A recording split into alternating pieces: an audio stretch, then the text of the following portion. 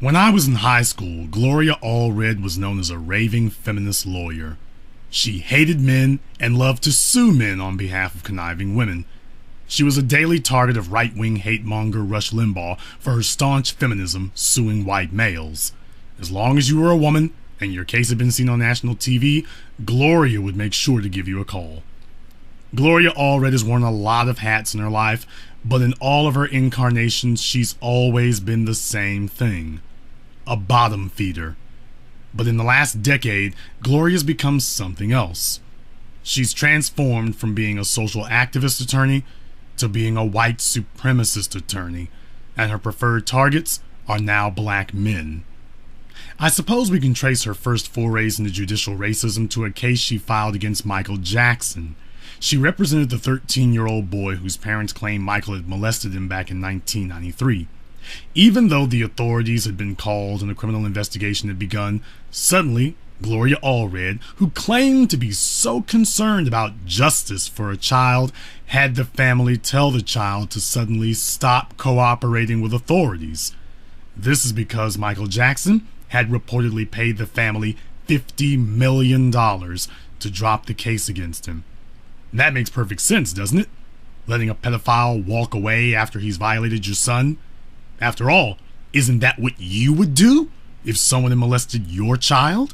You would just ask him to pay you a fine and you'd tell your kid, "Hey, sorry you got done like that, but just suck it up. We're rich now.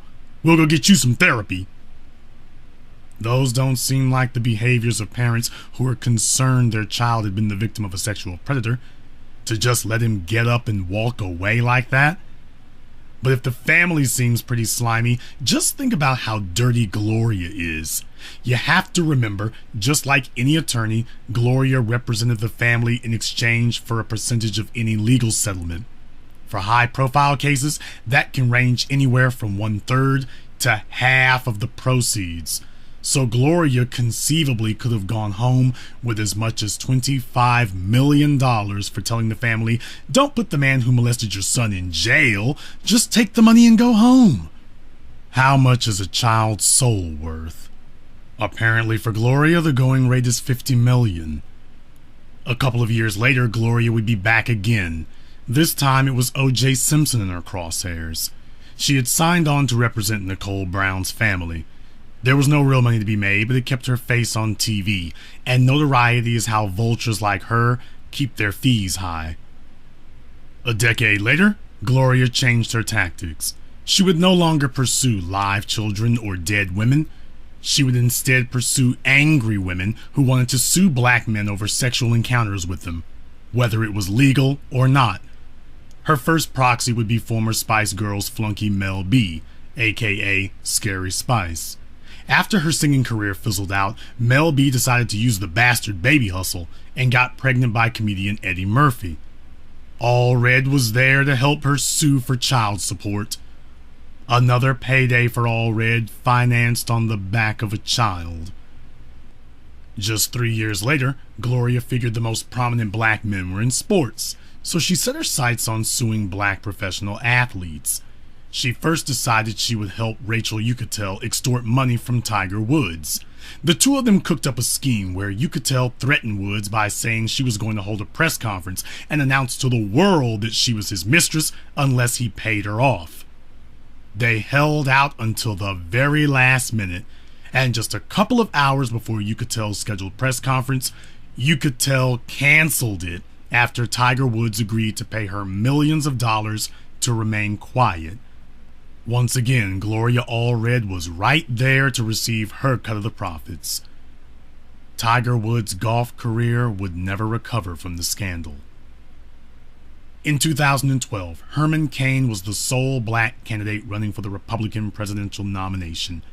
And again, Gloria was lying in wait. She was representing Sharon Bialik, a woman who claimed Herman Cain sexually harassed her after she asked him for help finding a job years before. Remember that part about years before, because this would become a primary weapon Allred would use very soon thereafter on a regular basis. In 2014, Gloria went on a suing spree in the NFL.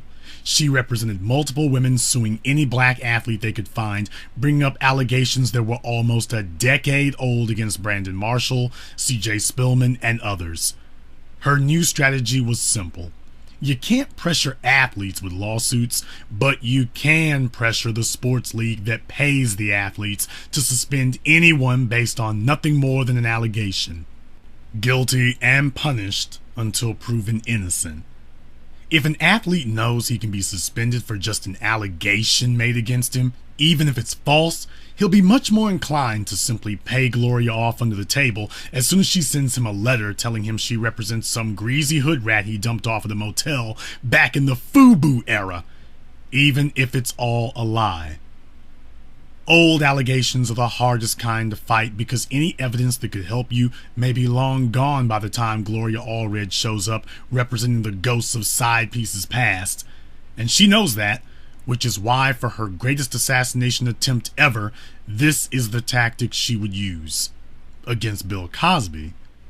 Bill Cosby is sitting on a fortune of an estimated $300 million. And just like she did with Michael Jackson, Tiger Woods, and all the others, she plans on using the courts to help her pull off yet another heist worth tons of money. Remember, Gloria never tries to put people in jail. She only tries to put people in court. That's how she makes her money. And when people know that's how you make your money, it attracts more people who want to see if they can get you to carve off a piece of the pie for them too. So far, over 30 women have joined Gloria's jihad against Cosby, and many of them are so obviously lying it's not even funny. Janice Dickinson is a longtime drug addict and Hollywood outcast, but the media has done a 180 and now quotes her as if she's a reliable source.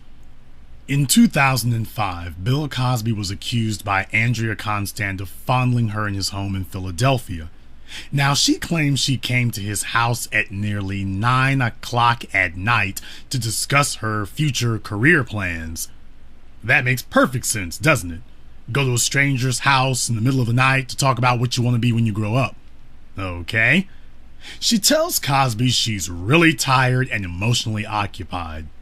Well, of course. I mean, it's only natural if you're dog tired, you go to a man's house in the middle of the night to discuss job opportunities, rather than go to your own house and go to sleep in your own bed. Duh! She then says Cosby offered her some pills to help her relax. She never tries to find out what he's giving her, and she swallows them right down. She then says she began feeling paralyzed, and he molested her until she eventually fell asleep until 4 in the morning. Cosby says she never lost consciousness, and they briefly felt on each other until she decided to stop. Since there were no signs of rape or forcible trauma, the district attorney did the only thing he could do and dropped the case. She consensually went to Cosby's house in the middle of the night. Any reasonable person could conclude it was for intimate purposes. That is what innocent until proven guilty means. Gloria Allred was hoping that the same tactics that had worked on Tiger Woods and Michael Jackson would now work on yet another rich black man. She's not going to the police. She's only demanding that her target pay the fee to make it all go away. That's how blackmail works. And the white supremacist media couldn't be happier to help oblige her. And in case you doubt, look what her latest scheme is. The rapper Tyga has had issues striking up relationships with men dressed like grown women and minors who look like grown women. So Gloria Allred, never to be outdone, pounced on that and has tried to make Tyga look like the bad guy while at the same time claiming that no wrongdoing has been done. Tyga had sent messages to a girl named Molly O'Malia. In a really perverted angle, the tabloid media refers to this 14-year-old kid as a, quote, model. But in the world I come from, you can't claim something as a profession if you don't actually make a living at it. That's like calling yourself a mechanic, but you've never worked on a car before. In any case, TMZ prints a false headline claiming to speak for Tyga as if he was saying he was talking to a 14-year-old because she could sing. But if you read down just a couple of paragraphs, you see that TMZ admits that Tyga did send her text messages, but doesn't confirm anything of a sexual nature. More importantly, Tyga outright asks her how old she is. At first, she tries to dodge his question, but Tyga persists and asks her again how old she is. She then tells a bald-faced lie and says she's 17, when in fact she's only 14. But Tyga is not convinced, and he does his due diligence. He asks her to do a FaceTime chat with him so he can see what she looks like. It's at this point she claims to be uncomfortable that he would ask that. Enter Gloria Allred, who comes to the blonde liar's defense. At no time does Gloria take issue with the fact it's a 14-year-old lying to a 27-year-old man about her age. TMZ and Allred promoted the false narrative that Tyga was relentlessly texting her, but they present no proof of it. You would think that the media would be happy that Tyga did his due diligence to make sure he was not talking to a minor, but when they got done spinning it, you would think the exact opposite had happened. The truth of the matter is that she's a 14-year-old who figured she would lie about her age and see if Tyga was interested in dating another minor so she could try to pursue a career in music. When Tyga wouldn't fall for the bait and demanded to verify her age on FaceTime, she got scared and backed away. When the news leaked to OK magazine that she was a 14-year-old scandalous groupie who tried to scheme her way into a record deal by trying to trap a celebrity, she knew her chances were blown, and she contacted Gloria Allred in the hopes that there was somebody she could sue, since she had just seen her wannabe music career go up in smoke. The last 100 years have seen black men make a little progress in gaining some financial affluence in this country, and in the past 2 decades, we've seen a never-ending assault by scavenger white supremacist activists like Gloria Allred and racist media outlets like Harvey Levin and TMZ trying to take that affluence away. They're not going to stop. Not now, not ever. So black men are going to have to be hyper-vigilant. Recent events have shown us that they will try to catch you for anything, including if you left the seat up on the toilet back when Cash Money Records was starting up. And in the case of Tyga, they've demonstrated that they're perfectly willing to resort to any measures, including sending children out to trap you. Now, I'm not saying every black man should worry about Gloria Allred jumping out of the closet with a subpoena. She chases national media coverage and millionaires. What I am saying is that as a group, we need to know who our enemies are. Just because you aren't rich today doesn't mean you won't be tomorrow. And as black men, we all know all it takes is one accusation from a white woman to turn your entire world upside down. We need to stop being so naive, stop being so trusting, and most of all, when we hear a black man being accused of something derogatory, we need to consider the source. When it's Gloria Allred or the Ku Klux media that endorses her, you can probably bet there's something crooked already going on, and money to be made by her at a black man's expense.